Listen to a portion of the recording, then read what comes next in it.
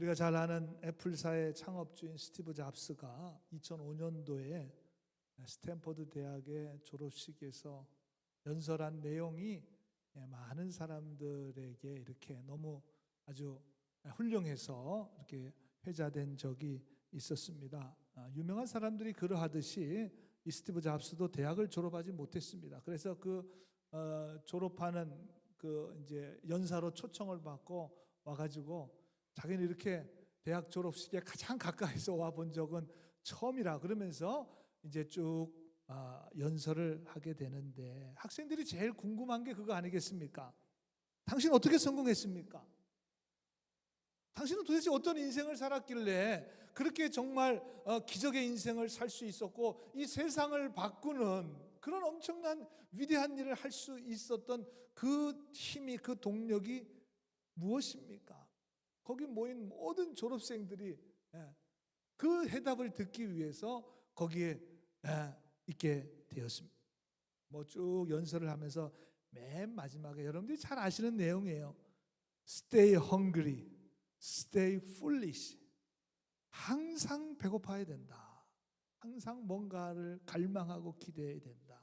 Stay foolish라는 말은 우둔하다, 바보 같다는 것 아니겠습니까? 그런데 우직하게 그 일을 끝까지 해내야 된다. 그런 이야기를 해서 많은 거기 있는 졸업생들, 그리고 이 내용이 많은 사람들에게 알려지게 되었습니다. 제가 잘하는 것이 하나 있는데 여기다가 한마디 더 갖다 붙이면 제 얘기가 되는 거예요. 여기다 한마디 더 갖다 붙이면 저는 Stay 성령 충만, Stay filled with the Holy Spirit. 항상 성령 충만. 근데 제가 저기다 갖다 붙이고 보니까 저게 세 개가 쫙 연결이 돼요. 여러분, 우리가 영적으로 승리하는 삶을 살아가기 위해서, 위대한 믿음의 인생을 살아가기 위해서, 세상적인 성공이 아니라 우리가 영적으로 성공적인 삶을 살아가기 위해서, 하나님 기뻐하시는 삶을 살아가기 위해서는 반드시 성령 충만을 받아야 되는데, 그러기 위해서는 항상 성령 충만에 대한 영적인 것에 대한 배고픔이 있어야 됩니다. Stay hungry spiritually. 영적으로 그 말이에요. 그리고 stay foolish. 여러분, 신앙생활은 정말 어떻게 보면 바보같이 하는 거예요. 매일매일 하나님의 말씀과 뜻에 순종해서 주님의 뜻대로 살아가는 게 그게 신앙생활입니다. 뭐 뾰족한 거 있습니까? 그러니까 항상 foolish, 우직하게, 정말 어떨 때는 바보같이 살아가는 것이 그게 영적인 삶을 살아가는 비결입니다. 항상 성령의 인도하심과 뜻하심에 순종하며 살아가게 될 때 여러분의 삶을 통해서도 많은 성령의 역사가 나타나게 될 것입니다. 오늘 이 아침에 성령의 충만함을 우리가 사모해서 나왔잖아요. 오늘 이 예배 가운데 하나님께서 은혜를 주시고 성령의 충만함을 부어주시기를 원합니다. 우리가 간절히 사모하는 마음으로 1부 예배를 드렸고, 오늘 이 2부 예배 가운데 하나님의 영으로 충만한 그런 귀한 시간들이 되시기를 우리 주님의 이름으로 간절히 축원합니다. 옆 사람하고 인사할 텐데 이번에 영어로 하겠습니다. Stay hungry, stay foolish, stay 성령 충만. 그렇게 인사하겠습니다. 시작. 성령 충만. 다들 영어 저보다 다 잘하시잖아요.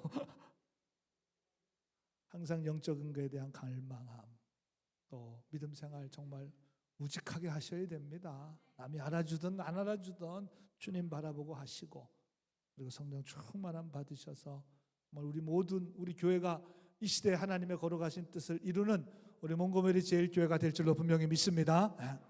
그렇다면 이 성령 충만을 받았던 초대교회의 모습이 어떠했나? 도대체 또 어떤 모습이었길래 성령 충만이 이렇게 계속해서 지속될 수 있었는가 하는 것을 오늘 우리가 사도행전의 말씀을 통해서 지금 계속해서 살펴보고 있는데, 오늘 42절에 보니까 그들이 사도들의 가르침을 받았습니다. 가르침을 받았어요. 여러분, 신앙생활은 평생을 배우는 것입니다. 가르침을 받는 것입니다. 가르침 받기를 중단하며 선줄로 생각하는 바로 그때 넘어집니다. 그래서 고린도전서 10장 12절에 보니까 선줄로 생각하는 자는 넘어지게 된다. 넘어질까 조심하라. 그때부터 영적인 성장이 멈추는 것입니다. 그래서 아주 조심해야 됩니다. 여러분, 한 번 성령 받았다고, 한 번 어떤 기적적인 그런 은혜를 받았다고, 체험했다고, 신비한 체험을 했다고 거기에 머물러서는 안 됩니다. 날마다 성령 충만을 받아야 되는데, 그 성령 충만을 유지하기 위해서는 사도의 가르침을 받아야 한다는 것입니다. 그럼 사도들이 뭘 가르치겠습니까? 하나님의 말씀을 가르칩니다. 말씀으로 우리가 늘 가르침을 받아야 된다는 것입니다. 여러분, 우리가 주일을 성수하고 예배를 잘 드려야 하는 가장 중요한 이유는 바로 하나님의 말씀입니다. 말씀이 중요합니다. 예배드리는 한 시간, 이 시간보다 더 하나님의 말씀에 집중할 수 있는 시간이 있다면, 여러분들이 하나님께 마음을 모을 수 있는 어떤 장소가 있다면 거기 가셔야죠. 거기 가야죠. 하나님 말씀에 가장 집중하고 가장 마음을 모을 수 있는 그 장소를 가야 되는데, 이 예배 시간, 우리가 드리는 이 예배 시간보다 더 강력한 그런 영적으로 만날 수 있는 시간과 장소가 있을까? 저도 목회 한 30년 했잖아요. 제 경험으로는 없어요. 어디 가서 그렇게 하겠습니까?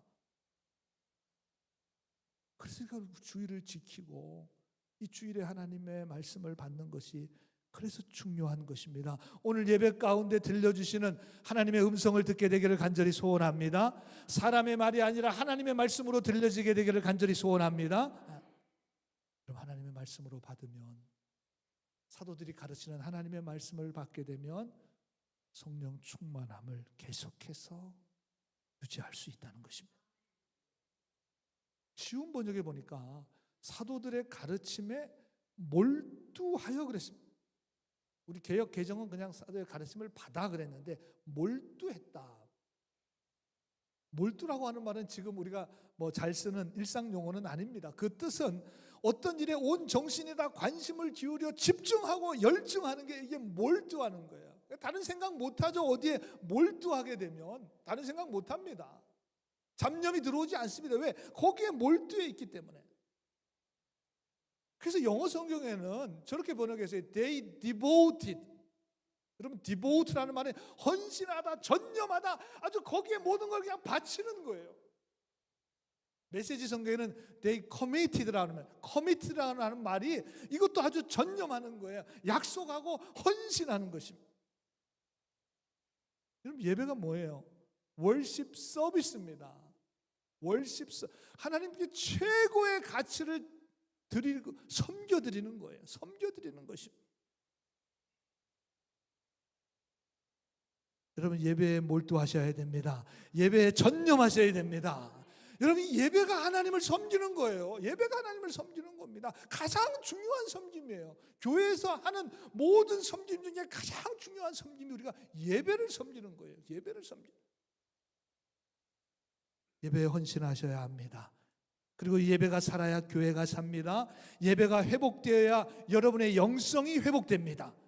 그리고 하나님의 말씀이 들려져야 믿음이 생기는 거예요.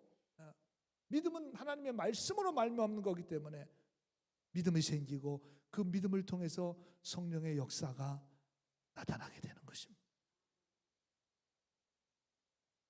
이런 이야기가 있습니다. 물이 귀해서 오염된 물만 마시는 아프리카에 한 사람이 있었습니다. 여러분, 지금도 오염된 물을 마시기 때문에 우물을 파주는 그런 그런 사역들이 있잖아요. 왜? 물이 귀해서. 그런 오염된 물 가운데 살았던 이 아프리카의 한 사람이 미국에 어떻게 여행을 오게 되었습니다. 그래서 어느 호텔에 묵게 되었습니다. 호텔에 딱 들어가서 수도꼭지를 트니까 깨끗한 물이 그냥 한도 끝도 없이 나오는 거예요. 트는 대로. 우리 나라에서는 오염된 물을 먹는데 여기는 수도꼭지만 트니까 물이 콸콸콸. 그것도 그냥 계속해서 나오는 거예요. 내가 이것을 고향에 가져가면 우리의 물 문제가 해결되겠다는 어리석은 생각을 하게 되면 이 수도꼭지만 가져가면. 그래서 홈디포에 가가지고 도구를 사다가 호텔에 있는 수도꼭지를 떼다가 자기 가방에 넣고 그리고 다시 아프리카 자기 고향으로 돌아가서 동네 사람들 다 모았습니다. 내가 미국 가서 좋은 걸 하나 가져와. 우리 물 문제를 해결해 주는 그걸 하나. 이건 틀기만 하면 무조건 물이 나온다. 그리고 수도꼭지를 틀었습니다. 여러분 나왔겠습니까? 안 나왔겠습니까? 당연히 안 나왔겠죠. 왜? 여러분 집에서 사용하는 수도꼭지는 물을 공급해 주는 상수원이 연결되기 때문에 나오는 거예요. 중간에 뭐 끊어져 있거나 거기서 물 공급을 중단하면 아무리 수도꼭지 틀어도 아무런 물 안 나오죠. 안 나옵니다. 연결되어 있기 때문에 나오는 거예요.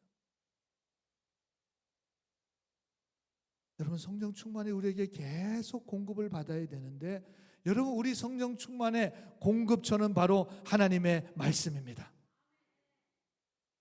여러분 이 하나님의 말씀과 분리되면 그 다음부터 끝이에요. 나오질 않아요. 아무 소용이 없습니다. 여러분이 우리가 신앙생활하면서 기적을 체험합니다. 여러분 그 기적도 하나님의 말씀과 연결이 되어야 합니다. 여러분이 신앙생활하면서 어떤 신비한 영적인 그런 환상과 경험을 체험하셨습니까? 좋은 일이고 감사한 일입니다. 그러나 그것이 하나님의 말씀과 연결이 되어야 됩니다. 여러분들의 멍청한 지성과 이성, 그것도 하나님과의 말씀과 연결되어야 그 지성과 이성을 통해서 하나님의 말씀을 깨닫고 그것을 통해서 많은 사람들을 주님께로 인도할 수 있는 도구가 될 수 있는 것입니다. 오늘도 하나님의 말씀으로 가르침을 받고 하나님의 말씀을 우리가 묵상하고 하나님의 말씀으로 여러분의 심령에 가득 채워짐으로 성령의 충만한 은혜가 계속해서 잘 유지됨으로 인해서 여러분의 삶에 큰 은혜가 있게 되기를 우리 주님의 이름으로 간절히 축원합니다. 성령 충만했던 초대교회의 또 다른 모습이 42절에 계속해서 보니까 사도들의 가르침을 받고 하나님의 말씀을 공급받았습니다. 그리고 서로 교제하고 떡을 떼며 오로지 기도하기를 힘쓰니라 그랬습니다. 쉬운 번역에 보니까 서로 교제하고 성찬을 나누고 기도하는 일에 전념했다. 여러분 여기서의 교제는 차를 마시고 식사를 하면서 일상적인 대화를 하는 그런 것이 아니라 하나님의 말씀으로 교제했다는 것입니다. 여러분 사도의 가르침을 받고 그리고 교제를 했습니다. 하나님의 말씀을 받아서 그 말씀으로 영적으로 교제했다는 것입니다. 그저 만나서 차를 마시고 밥을 먹고 교제하는 것이 아니라 영적으로 교제했다는 것입니다. 여러분 이건 분명히 다릅니다. 그냥 친해지는 것과 영적으로 깊이 사귀면서 친해지는 것하고는 이거는 분명히 다르죠. 여러분 밥 먹고 차 마신다고 친해집니까? 정말 그래요? 사람하고 밥 먹고 차 마시면 정말 영적으로 깊어지고 친해집니까? 아니에요. 그건 아니잖아요. 그게 지속이 되지 않아요. 물론 잠깐 밥 먹고 차 마시면 조금 친해질 수 있어요. 그러나 그것이 영적으로 계속 지속되지 않습니다. 여러분 교회는 영적으로 교제하는 곳입니다. 우리가 차를 마시고 밥을 먹는 것도 이것도 다 영적 교제의 일부예요. 하나님의 말씀을 받아서 교제하는 것입니다. 그렇기 때문에 우리가 말씀으로 서로 신앙적인 위로하고 격려하는 것이 바로 교회입니다. 하나님의 말씀으로 서로 교제하며 떡을 떼었습니다. 우리 교회에서 매달 마지막 주일 친교 시간에 같이 떡을 떼잖아요. 같이 밥을 먹고 차를 마시면서 교제하는 것이 그냥 인간적인 친교가 아니라 여러분 그 교제를 통해서 영적인 교제가 일어나게 되기를 간절히 소원합니다. 그래야 성령께서 그 안에 역사하시는 것입니다. 그리고 오로지 기도에 힘썼어요. 그런 교제가 있는 다음에 기도가 되는 거예요. 인간적인 교제는 그냥 거기서 끝나고 맙니다. 밥 먹고 그냥 인간적인 교제하고 끝나는 거죠. 그러나 영적인 교제는 기도로 이어지게 되는 거예요. 기도. 서로 위해 기도해 주잖아요. 속죄 끝나고 서로 중보하며 기도해 주지 않습니까? 오순절 마가의 다락방에서 120명의 성도들이 모여서 1장 14절에 오로지 기도에 힘썼습니다.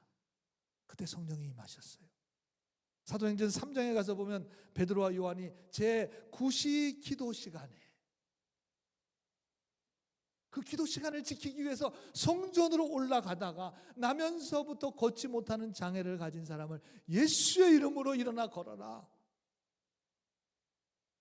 하나님의 놀라운 능력과 역사가 나타나게 되었습니다. 기도하다가 여러분 많은 하나님의 영적인 은사와 능력을 체험하게 됩니다.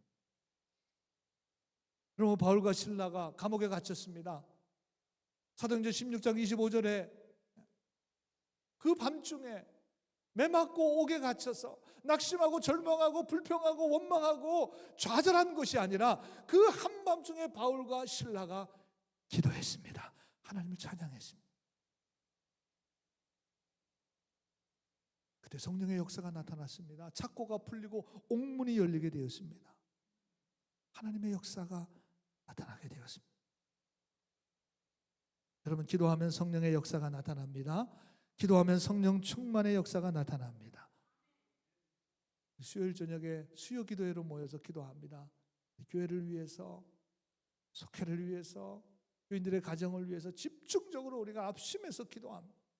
간절히 기도합니다. 그리고 토요일 새벽에는 주일 예배, 오늘 이 예배를 위해서 기도해요. 토요일 새벽에 나와서 기도하시는 분들이 계셔요. 1부 예배, 2부 예배를 위해서, 유아 유치부, 아동부 예배를 위해서, 지금 유스 빌딩에서 드려지는 유스 예배를 위해서 간절히 기도합니다. 여러분, 이 예배가 은혜스러울 수 있는 이유는 기도하는 사람들이 있기 때문에 그렇습니다. 기도하기 때문에 그런 거예요. 금요일 날은 또 낮에 또 중보기도로 모여서 기도합니다. 저는 우리 교회가 기도에 열심인 교회, 기도로 열매 맺는 그런 교회가 되기를 주님의 이름으로 간절히 소원합니다. 그러니까 말씀으로, 영적인 교제로, 그리고 기도로 이 성령 충만이 계속되니까 여러분, 초대교회 놀라운 일이 일어납니다. 오늘 읽은 44절 45절 말씀인데 우리 다 같이 한번 읽어볼까요? 시작. 믿는 사람이 다 함께 있어 모든 물건을 서로 통용하고 또 재산과 소유를 팔아 각 사람이 필요에 따라 나눠주며. 4장에 가면 32절에도 이와 비슷한 말씀이 있는데 믿는 무리가 한 마음과 한 뜻이 되어 모든 물건을 통용하고 자기 물건을 재물을 조금이라도 자기 것이라 하는 이가 하나도 없더라 그랬습니다. 참 놀라운 일이 저 시대에 벌어졌습니다. 여러분, 이것이 무슨 공산주의나 사회주의가 되었다는 말이 아닙니다. 공산주의나 사회주의도 물론 사유재산이 없습니다. 모두가 다 나라의 것이잖아요. 모두의 것입니다. 모두의 것이기 때문에 똑같이 나눠 가져야 한다는 것입니다. 공동의 것이기 때문에 모든 필요한 만큼 나눠 가져야 한다는 것이 그게 공산주의고 사회주의예요. 참 좋을 것 같아요. 근데 실제로는 그렇지 않아요. 왜냐하면 인간의 욕심이 있어요. 여러분, 사회주의, 공산주의도 모두의 것이라고 말하지만 누군가는 그걸 나눠줘야 될 거 아니겠습니까? 누군가는 그걸 분배를 해야 되잖아요.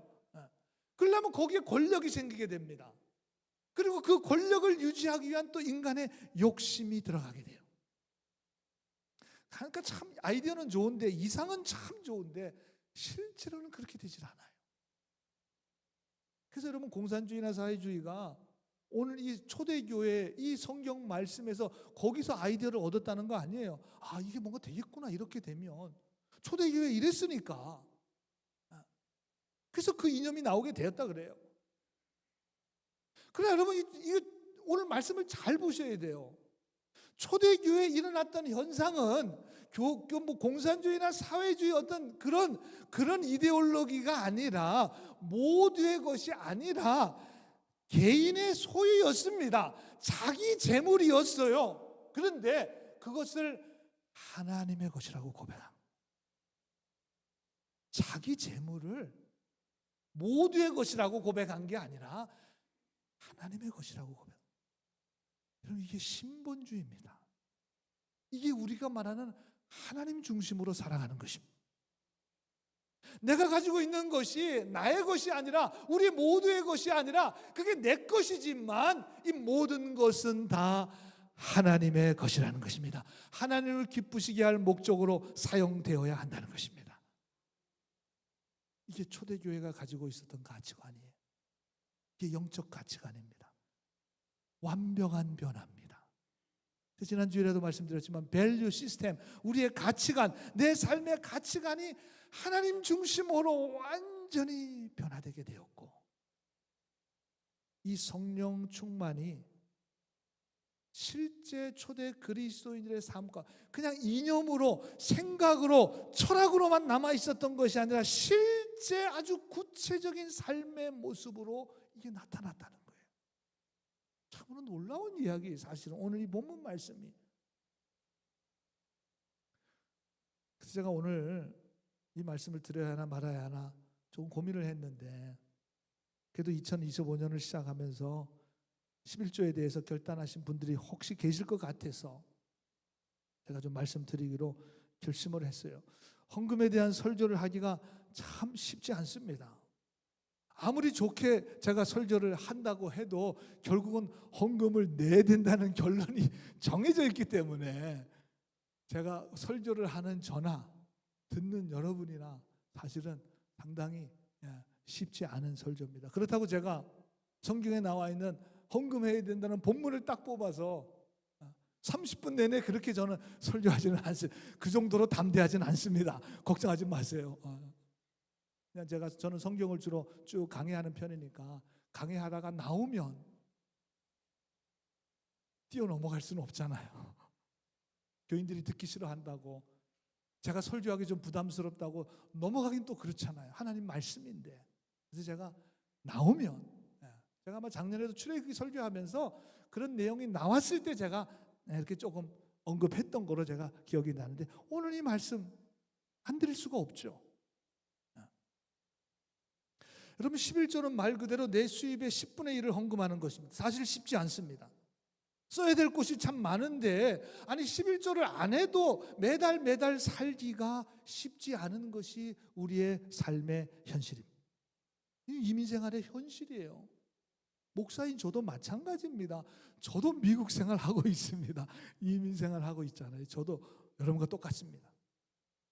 그래서 어떤 분들이 이런 말씀하세요. 미국서는 숨만 쉬어도 폐해야 될 게 많다는. 숨만 쉬고 살아도, 뭐 진짜 아무것도 안 해도 그냥 숨만 쉬어도 나가는 게 엄청나게 많다는 거예요. 아마 여기 다 고개가 끄덕여질 거예요. 고개가 끄덕여지죠. 그렇죠. 맞습니다. 요즘 또 세계 경제가 힘들잖아요. 코로나 이후로 지금 뭐 엄청난 인플레이션으로 인해서 지금 다 세계가 힘든 가운데 있습니다.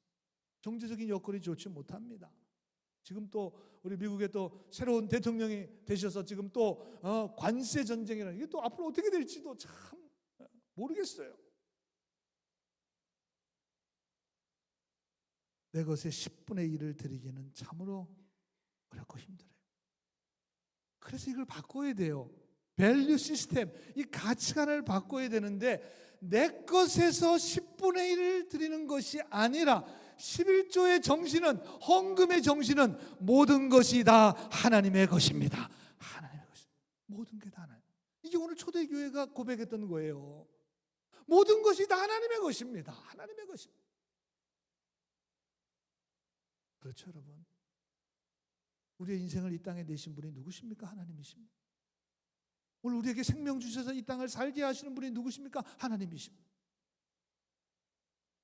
우리의 삶과 자녀들과 가정과 내 인생을 이끌어 가시는 분은 하나님이십니다. 여러분, 이게 우리의 믿음의 고백이에요. 내 생명과 삶 모든 것이 다 하나님께 달려 있습니다. 그래서 우리가 그런 기도하잖아요. 생사화복을 주관하시는 하나님, 생사화복을 인도하시는, 딱 맞습니다. 우리의 생가사 모든 것을 주관하시는 분이 하나님이시에요.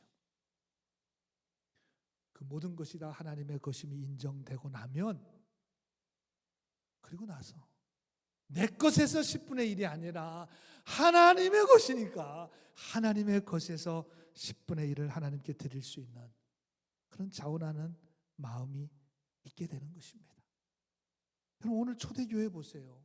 이 초대교회의 믿음은 사실은 대단히 강력합니다.